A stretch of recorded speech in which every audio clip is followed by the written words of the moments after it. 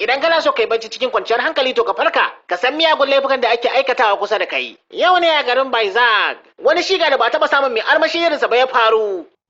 Shiga ko ina shiga ne, amma kai hadda wani bashi armashi. Wanda aka shege ba kowa bane, face babban yaron Virabai, Deva.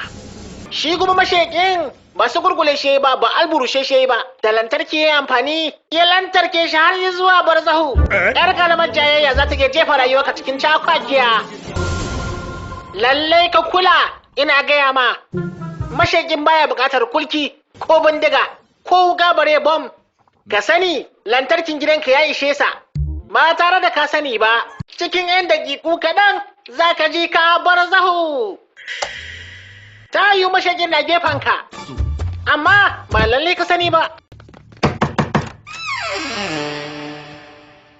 Ina Satiya yake? To wai ka makance ne ko me? Ni ne Satiya ye. Tambayan ka nake akan Satiya. Ni ma bayani nake maka akan Satiya. Ni ne yayi.